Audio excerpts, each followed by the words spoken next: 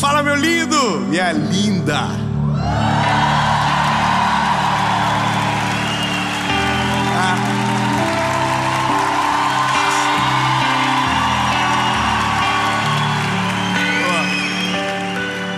Não tem como ser, sabe, melhor do que isso.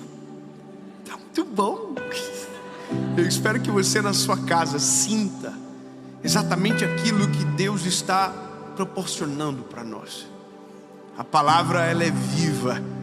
Eu não sei você, mas eu me sinto abraçado pela presença de Jesus de uma maneira que eu não sei explicar. Mas há uma paz que domina o lugar, há uma paz que domina o ambiente, e que essa paz domine o seu coração, que você seja alcançado por esta palavra. Mas eu quero te pedir um favor antes. Eu sempre tenho que fazer isso. Olha, os irmãos, o povo clama. Compartilha, curte o vídeo, comenta, manda para os amiguinhos. Eu fico tão feliz quando eu vejo o pessoal falando assim: olha, recebi no grupo da empresa. E isso evangeliza aquele povo sinistro. Manda no grupo da família, nem que seja como indireta, mas manda, porque assim a mensagem vai mais longe. E o nosso desejo é que alcance cada vez mais pessoas. Então, se inscreve, ativa o sininho e vamos para a mensagem.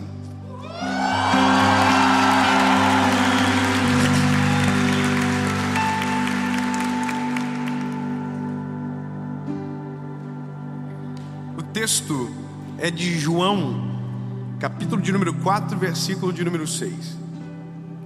Mas antes de ler, eu quero te contar um negócio. Quando eu tinha 19 anos, eu aceitei a Jesus. Fiquei apaixonado.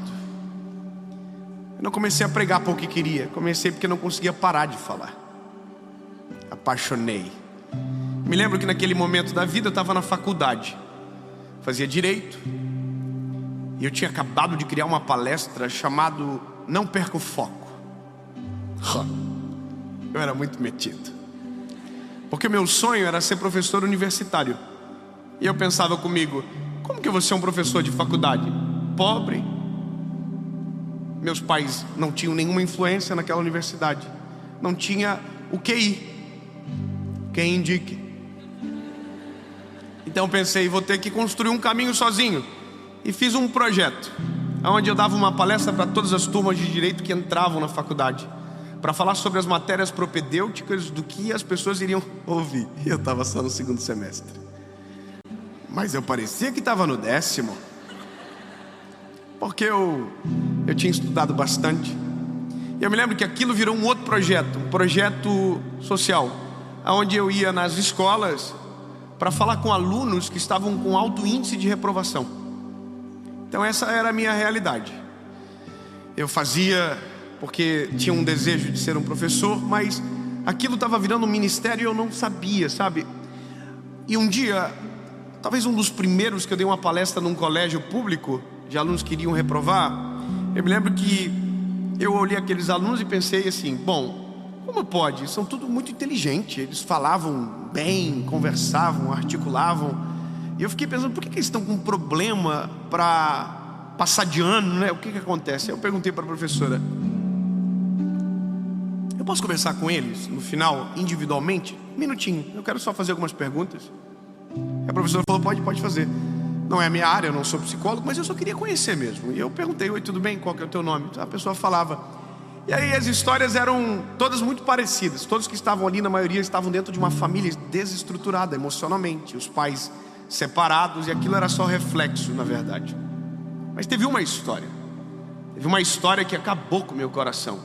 A menina falou: Dave, a minha mãe me rejeitou. Eu falei: sério?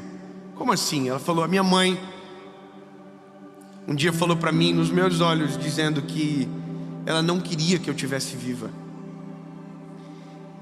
e que ela não me amava. E aí, obviamente, ela chorou, eu também. Abracei ela, mas sabia que aquele meu abraço não era suficiente, porque eu era só um garoto dando uma palestra, e o que faltava para ela era uma mãe porque a amava. Engraçado imaginar que tem alguém que tem coragem de chegar para uma criança e dizer: olha, eu não te amo. Eu não queria que você estivesse vivo. Para uma criança o impacto é muito maior, porque a palavra amar, o verbo amar, está sendo descoberto. Então ela aprendeu sobre o amor da maneira mais perversa que existe, porque quem deveria dar negou o amor a ela. E o resultado, ela era uma garota que tinha muitos problemas emocionais e que provavelmente iria reprovar. E sabe, a nossa perspectiva de amor, ela é muito filtrada pelas experiências que nós temos. Quando a gente fala de Jesus, e a minha missão é falar de Jesus, existe uma palavra que é meio que uníssona. Ele é Pai. Você já deve ter ouvido. Ele é Pai. Só que milhares de pessoas foram rejeitadas justamente por essa figura. Pela figura do Pai. Pela figura de quem deveria zelar pelo amor e amar. Então a conjectura de amor, ela é totalmente pervertida. Ela é nuviada. Então o sentimento de rejeição basicamente está enraizado no coração de muita gente. E as decisões são resultados de um sentimento errado. Eu vou deixar bem claro isso com a palavra. Escute. O texto é de João, capítulo de número 4. Você vai descobrir os efeitos que isso tem e talvez identificar que algumas coisas que você fazem tem a ver justamente com algo que está aqui dentro e que filtra a forma que você enxerga Jesus e o amor dele. Olha, João 4:6 diz o seguinte: estava ali a fonte de Jacó. Jesus, cansado do caminho, assentou-se junto da fonte.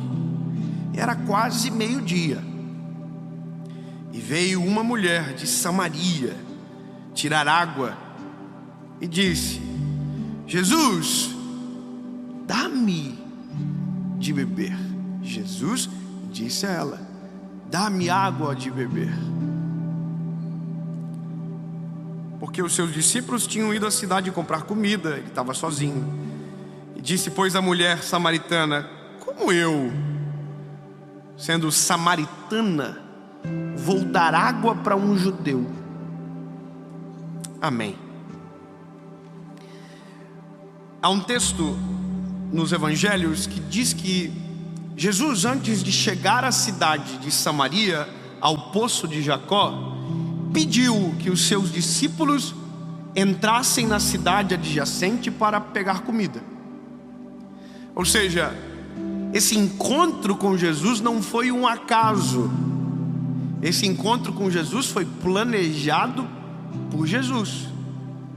Ele sabia quem encontraria no poço. É muito maravilhoso imaginar. Jesus já sabia a história inteira. Já sabia quem estaria no poço. Só que os motivos do horário, dos efeitos dessa história, elas precisam ser, colocadas à luz. Porque uma mulher não iria no poço meio-dia se ela se sentisse normal. Ela está indo no horário mais quente do dia por um motivo. Ela não quer ser enxergada por ninguém. Ela não quer ser vista, ela não quer ser encontrada, porque na cabeça dela o valor dela não existe. Ela não sabe mais quanto ela vale. A vida que ela decidiu viver o fez entrar em relacionamentos que se perderam ao longo do tempo, e ela já estava no 5º marido, então estava tudo errado a vida dela, estava um caos. Então a Bíblia diz que ela está na hora mais quente do dia no poço, porque ela não está vivendo, ela está se escondendo. Ela não está querendo de verdade, matar a sede. Ela está fazendo o que dá. Não era um bom horário para aquilo, mas agora começa a melhor parte da história. Porque a Bíblia diz que Jesus apareceu. Pronto. Se tem alguém que sabe o que acontece, você pode já dizer assim um sucinto: Glória a Deus. Então eu vou dizer de novo. A Bíblia diz que do nada Jesus apareceu.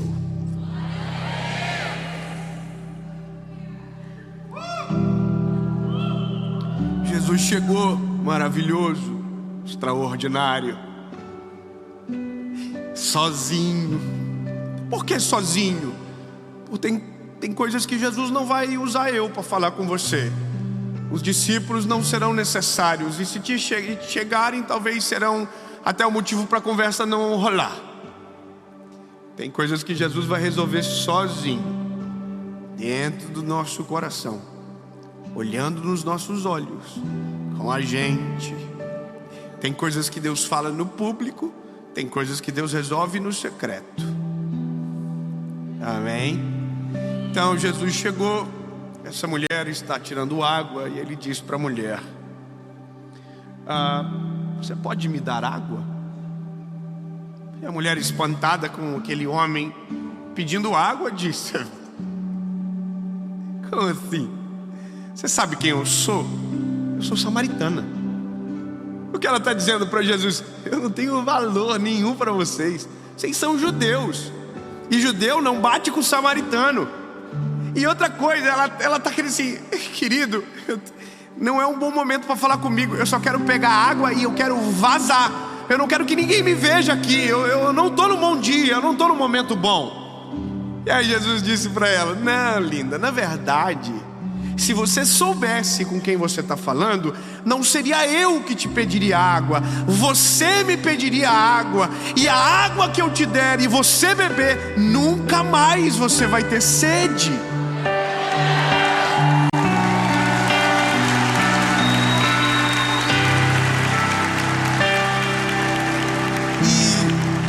E isso é a história de nós. É a nossa história. Porque nós não sabemos do nosso valor até que Jesus aparece. Nós não sabemos quanto valemos até o dia que a gente conhece Jesus. Enquanto Jesus não entra, bebê, você tem uma percepção completamente equivocada do seu valor. E a gente só vive uma situação ou uma sociedade tão doente porque não se sabe o valor que você tem. Eu vou ser mais específico. Você conhece a expressão amor bandido? Amor bandido. Gente que se entrega a paixões que a ferem. Você já viu isso? Tem mulheres que apanham dos maridos, e elas vivem como se aquilo fosse comum. É como se a vida para ela é aquilo, e é o que ela merece, porque ela não sabe o valor que ela tem. Quem não sabe quanto vale, qualquer preço oferecido serve, qualquer proposta corrompe, qualquer sentimento nos rouba, qualquer acusação nos fere, qualquer, palavra de maldição nos atinge, porque não sabemos o nosso valor.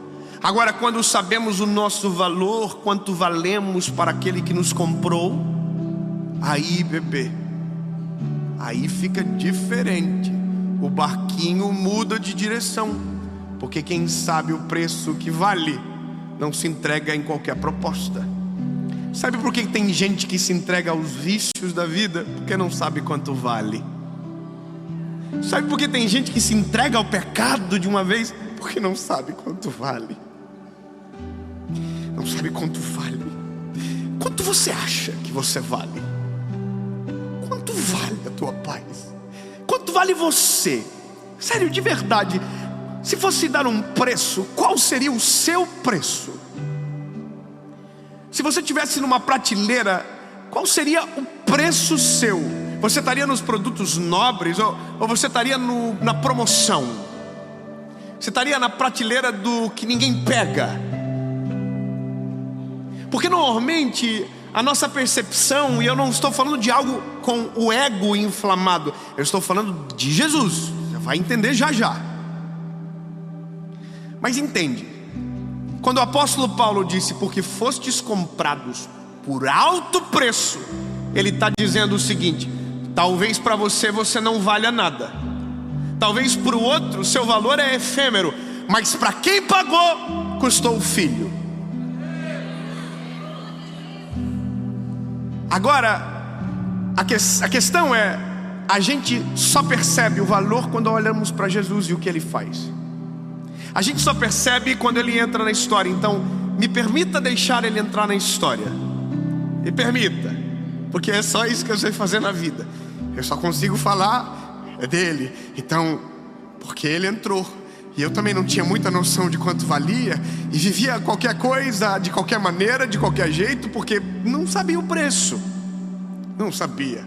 Então tinha muita vergonha dele, tinha muito medo dele, e estava muito filtrado por informações equivocadas sobre Jesus. Então a minha vida com Jesus se resumia assim: eu sou alguém que Ele não quer, que Ele não vai usar, que eu não sirvo para Ele, porque Ele é maravilhoso, Ele é demais. Eu Dave, tadinho, ainda sou, para mim.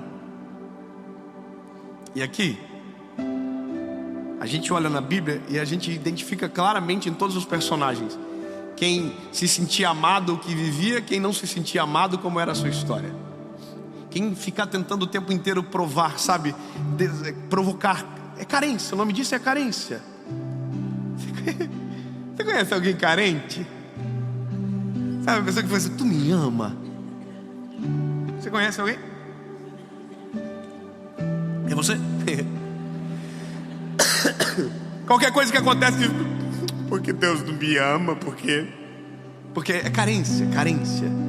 Na palavra tem uma palavra que resume carência, é arrabab, vazio, falta alguma coisa. E aí tem uma história a mais para a gente fechar junto, que é o leproso. O leproso é a mesma coisa da mulher.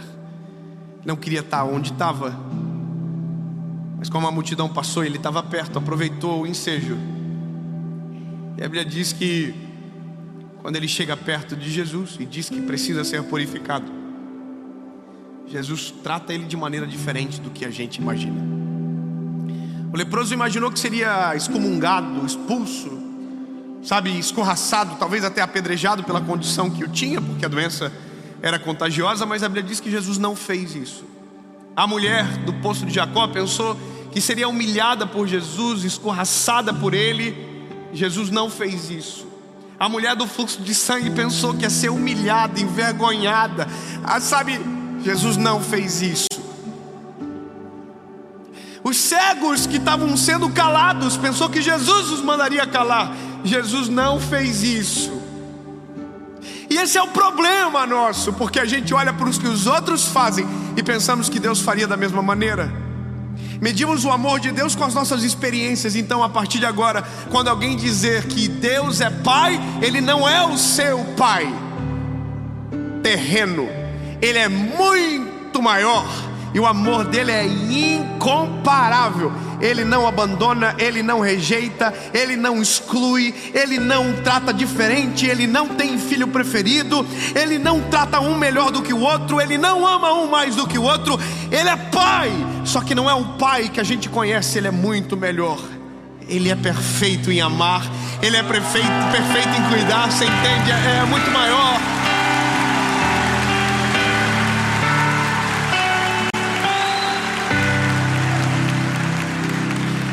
Eu vou dizer um negócio: a gente rejeita as pessoas.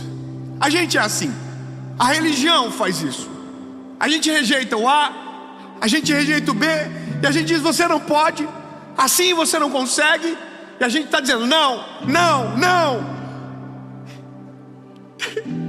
A gente rejeita porque não é o que os nossos olhos gostam de ver, não é o que a gente quer, não é o que a gente acredita. Então a gente diz: não, Deus não te aceita. E a gente olha para a mulher do poço e diz: vaza daqui. A gente olha para o leproso e diz: não toca nele.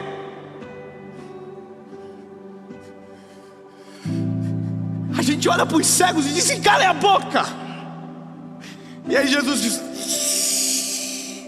menina, se tu beber dessa água, tu nunca mais vai ter sede. Aí ele chega no leproso e não só cura, como toca o leproso e muda a perspectiva do leproso. Ele não só não manda calar os cegos, como cura os cegos. Tudo aquilo que o mundo rejeita, aquilo que a gente tem agonia, não há nada que Deus não possa fazer e resolver e mudar a história. Porque tem uma coisa: Jesus rejeita algo. Ele rejeita só uma coisa: pecado. Ele rejeita o pecado. Mas posso te falar, quando ele chega, a transformação é tão profunda que quem descobre o quanto vale não se torna mais escravo do pecado. Só que a gente só vai saber disso se deixar quem se sente assim chegar perto dele. E eu vou te dizer para você, talvez essa seja a minha missão na vida: falar para quem ninguém gostaria de falar, chegar aonde ninguém gostaria.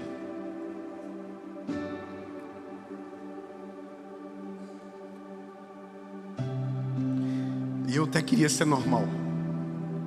Eu queria ser normal, ter um clube e pregar só no clube.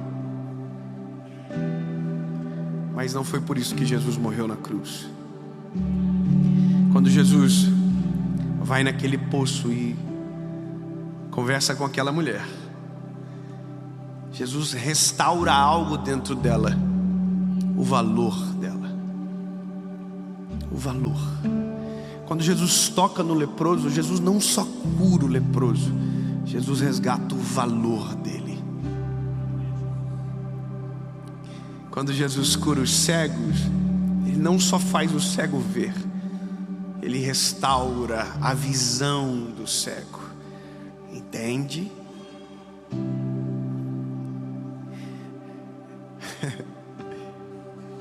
Aonde isso acaba? Acaba de uma forma simples. Todo o evangelho, toda a história de Jesus é um plano. Você sabia?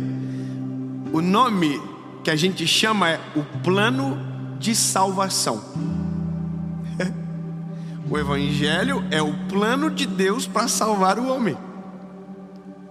O que se já havia perdido, o que já estava condenado, que não havia mais esperança. O evangelho é um plano de Deus para salvar o homem.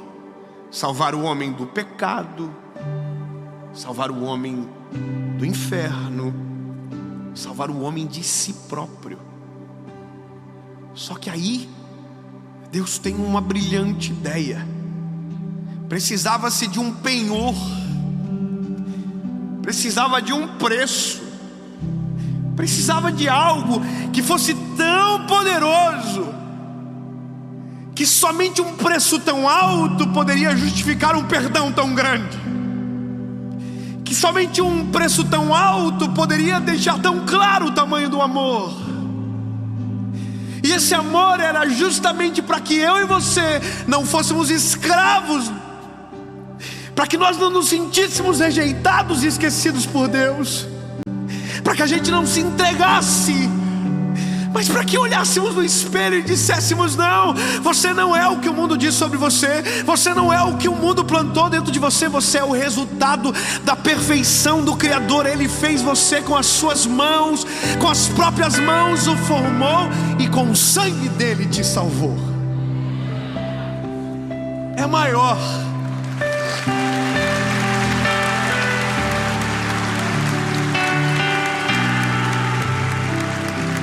E aí, precisava de um preço. Alguém teria que morrer, alguém teria que ser o penhor. E a Bíblia diz que Deus se fez carne,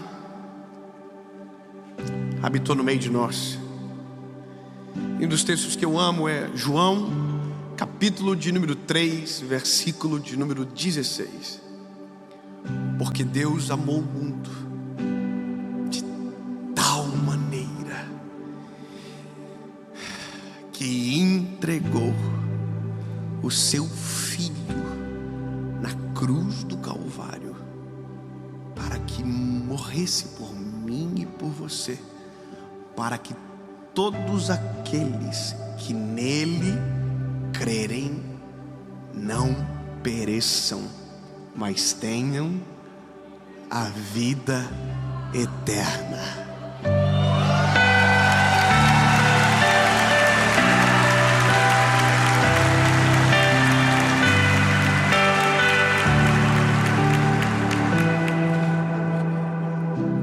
E por isso que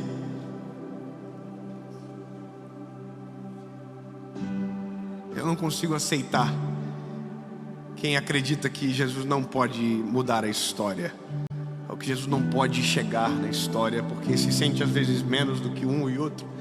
Porque eu sei quem eu era, eu sei o que Jesus faz.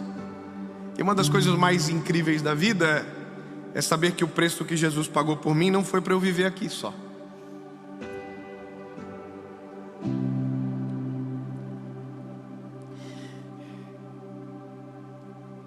O preço pago foi tão alto que não me dá o direito só de viver na terra, me dá o direito de entrar no céu.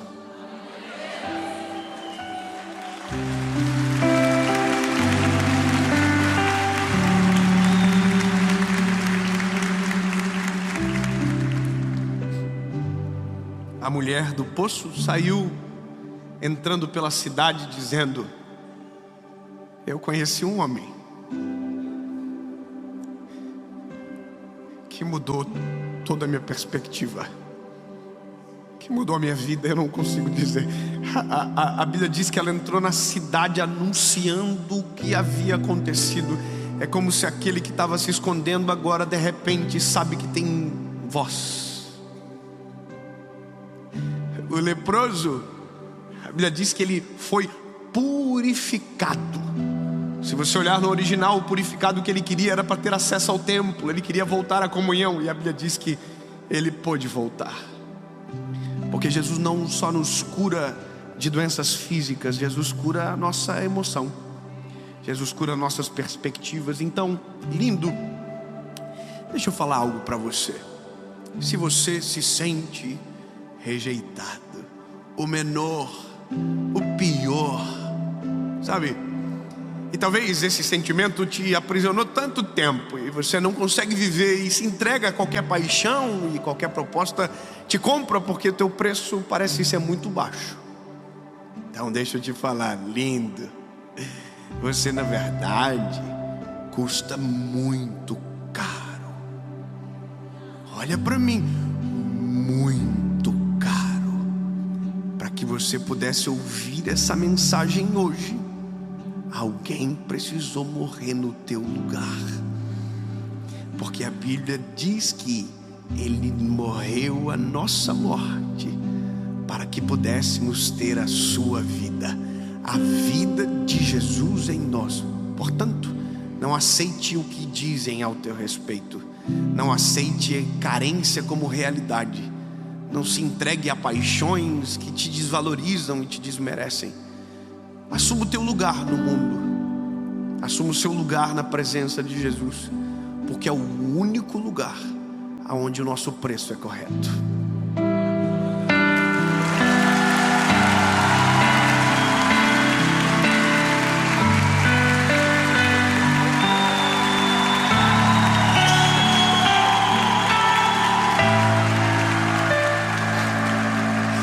Ai, Jesus, é só contigo mesmo que a gente consegue se sentir amado dessa maneira.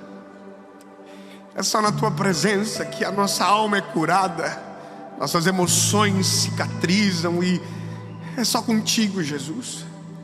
Mas eu tenho noção de que pessoas precisam às vezes de curas mais profundas, precisam que o Senhor entre e intensifique algumas áreas da vida, porque algumas consequências às vezes já se impetraram e parece que agora o Senhor está chegando tarde.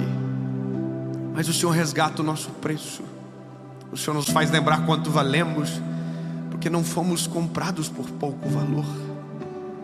Sim, Jesus, teu sangue na cruz do Calvário foi por nós. É por isso, Jesus, que nós nos rendemos a Ti. E é por isso que nós precisamos tanto de Ti, porque aquilo que ninguém enxerga, o Senhor conseguiu ver em nós. Não havia nada em nós que o atraísse, Jesus, mas o Teu amor nos alcançou. E agora cremos que a Tua palavra é verdadeira, que quando o Senhor entra, as coisas velhas ficam para trás e tudo se faz novo. Em nome de Jesus.